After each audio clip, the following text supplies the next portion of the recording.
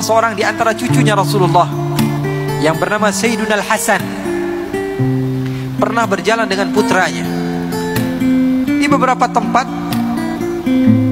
dia berjumpa dengan orang pedalaman yang benci kepada keturunan Rasulullah, karena keturunan Rasulullah ini dibenci dari semenjak zaman dahulu, bukan sesuatu yang baru.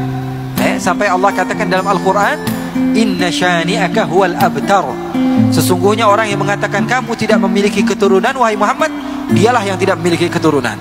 Padahal ada di dalam Al-Quran. Loh, memangnya keturunan Nabi masih ada? Ada saja yang bertanya seperti itu. Kalau di dalam Musnad Al-Imam Ahmad bin Hanbal, Nabi Muhammad bercerita bahwa Imam Mahdi nanti di akhir zaman akan diutus oleh Allah Subhanahu wa ta'ala sebagai penyelamat kepada umat. Kata Rasul, dan dia dari keturunan saya. Sekarang pakai akal. Kalau nanti di akhir zaman ada keturunan Nabi, terus nongolnya dari mana kalau sekarang gak ada keturunan Nabi? Fahami teks hadis Rasulullah, kemudian gunakan akal kalian. Kalau Nabi Muhammad mengatakan nanti di akhir zaman ada seorang imam yang bernama Imam Mahdi, dia namanya seperti nama saya, nama ayahnya seperti nama ayah saya, dan dia termasuk daripada keturunan saya.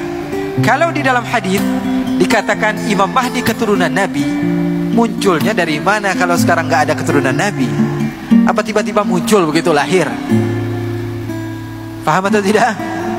Sayyidina Hasan suatu saat sedang berjalan-jalan, tiba-tiba ada beberapa orang yang datang dari luar kota Madinah mengejek Sayyidina Hasan. Dia bilang, hei kamu ini orang zalim, hei kamu ini mengaku cucu Nabi tapi kamu tidak berakhlak, kamu ini adalah orang yang fahish, kamu ini adalah orang yang begini dan begitu. Dia ejek. Anaknya udah marah nih, anaknya sudah kesel. Dia bilang, ayah kok diejek gak marah-marah, bapak kok dibilang begini dibilang begitu, kok kamu tidak marah, biasa saja, bahkan wajah kamu tidak berubah sedikit pun. Apa kata Sayyidina Hasan? Beliau mengatakan, saya pengen jawab, tapi kakek moyang saya dari semenjak dahulu tidak mengajarkan saya cara untuk berkata-kata kotor, sehingga saya tidak tahu kata-kata kotor. Untuk mengatakan sesuatu yang kotor saya tidak tahu, karena saya tidak diajarkan oleh orang tua saya. Subhanallah.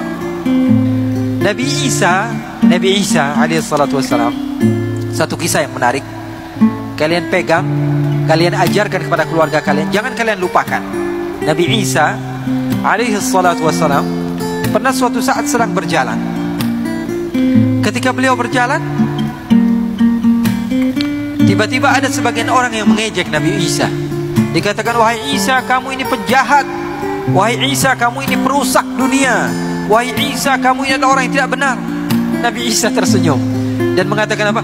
Jazakumullahu khaira, terima kasih banyak, semoga Allah membalas kamu. Dia ejek lagi, kamu pembohong, wahai Isa, kamu pendusta. Ingat kisah ini, ajarkan kepada keluarga kalian. Bagaimana Nabi Isa ketika diejek, Nabi Isa dikatakan, kamu pembohong, kamu pendusta, kamu adalah pemecah belah umat. Apa kata Nabi Isa? Jazakumullah khaira. Hawariyun, pengikut Nabi Isa, bingung. Wahai guruku, kenapa kok kamu diejek? Kamu jawabnya jazakumullah khairan, semoga Allah membalas kebaikan. Apa kata Nabi Isa? Huwa yukhriju ma induh wa ana ukhriju ma indi. Apa kata Nabi Isa? Dia ini, orang-orang yang jahat ini, dia mengeluarkan apa yang ada di hatinya. Hatinya kotoran semua, yang keluar dari lidahnya apa? Kotoran juga. Saya cari-cari di hati saya, kotoran ada atau tidak? Tidak keluar dari hati saya kecuali apa? Jazakumullah khairan. Maka itulah yang keluar dari lidah saya. Paham atau tidak? Jadi lisan kalian menunjukkan watak kalian, tulisan kalian menunjukkan hati kalian. Semakin kotor kata-kata yang kalian keluarkan, semakin menunjukkan kapasitas hati kalian di dalam keimanan kepada Allah Subhanahu wa ta'ala.